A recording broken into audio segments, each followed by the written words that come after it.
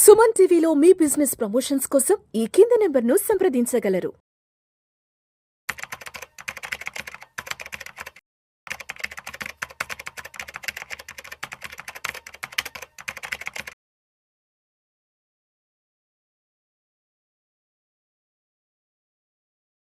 నమస్తే, నేను జీవి సత్యనారాయణ.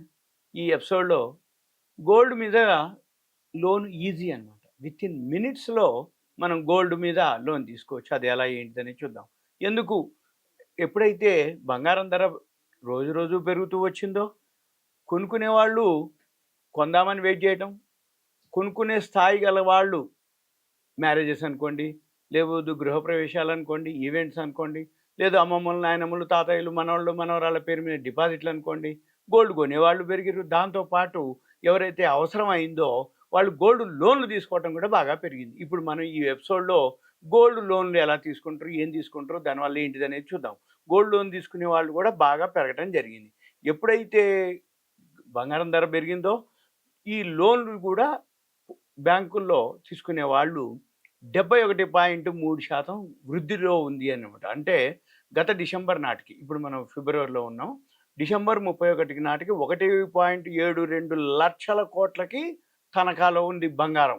అంటే ఒక సంవత్సరం నుంచి బంగారం ధర ఎప్పుడైతే పెరుగుతూ వచ్చిందో, సామాన్యులు కొనలేకపోయినా కొత్తగా ఎవరైతే అంటే అవసరమైన వాళ్ళు ఫండ్స్, లోను, వాళ్ళకి ఈజీ అనమాట. అంటే ఏంది, వాళ్ళ దగ్గర ఏదో ఎంతో కొంత బంగారం ఉంటుంది కాబట్టి వాళ్ళు ఏం చేసేది, ఆ బంగారాన్ని తనఖా పెట్టేసి లోన్ తీసుకోవటం జరిగింది. అటువంటిది యాన్యువల్గా చూస్తే 71.3% తోటి 1.72 లక్షల కోట్లకి ఏదైతే ఈ బ్యాంక్ గోల్డ్ లోను పోర్ట్ఫోలియో అంత పెరిగిందనమాట. అయితే అంత క్రితం ఏడాదితో పోలిస్తే లోన్లది వృద్ధి 17%.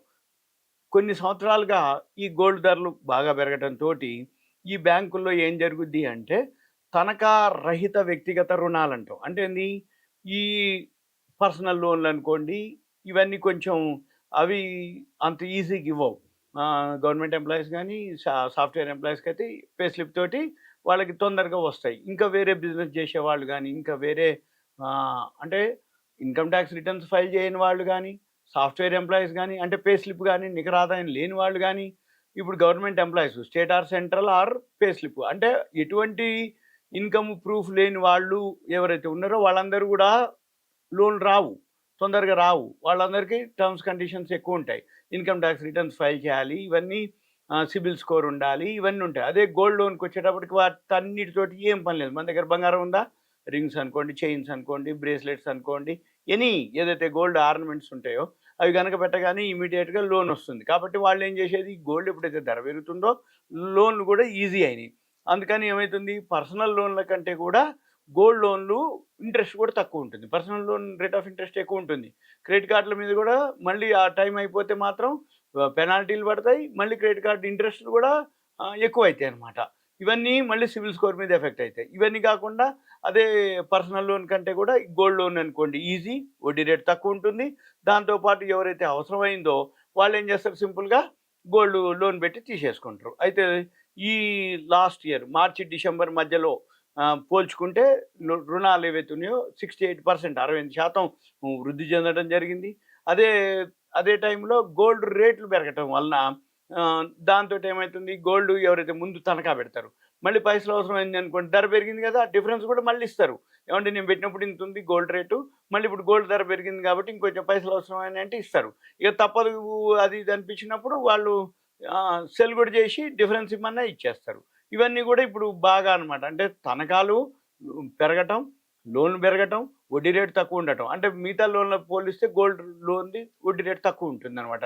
అంటే డిపాజిట్ల కంటే ఎక్కువ ఉంటుంది, పర్సనల్ లోన్ల కంటే తక్కువ ఉంటుంది.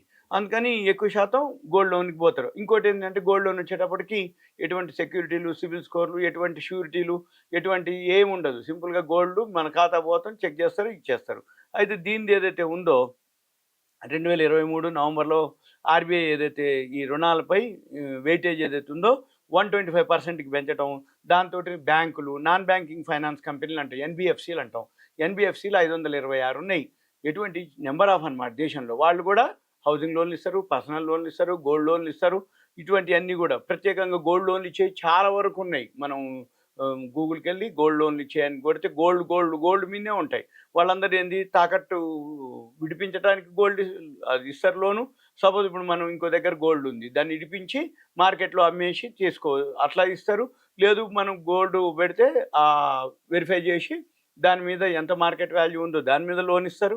మళ్ళీ దీంతోటి ఏదైతే ఉందో మనకు అంటే మిగతా లోన్ల కంటే గోల్డ్ లోన్లు కూడా బాగా పెరగటం జరిగింది ఈ లాస్ట్ 3 మంత్స్‌లోనే. 3 త్రైమాసికాలు అంటాం. అంటే ఇప్పుడు జనరల్‌గా సంవత్సరానికి 4 త్రైమాసికాలు ఉంటాయి. క్వార్టర్లీ అంటాం. 4 క్వార్టర్‌లో 3 క్వార్టర్‌లు అయిపోయినాయి ఇప్పుడు. ఫోర్త్ క్వార్టర్ నడుస్తున్నాం మనం. April, May, June first quarter, July, August, September second quarter, October, November, December third quarter. December అయిపోయిన వరకు 3 క్వార్టర్‌లు అయిపోయినాయి. ఈ 3 క్వార్టర్‌లు ఏదైతే అయిపోయినాయో వాటిల్లో ఇప్పుడు 9.7% వృద్ధి ఈ రుణాలకు సంబంధించినటువంటివి అన్నమాట. అయితే 2023లో ఇదే కాలానికి రుణ వృద్ధి 20.8% ఉంది.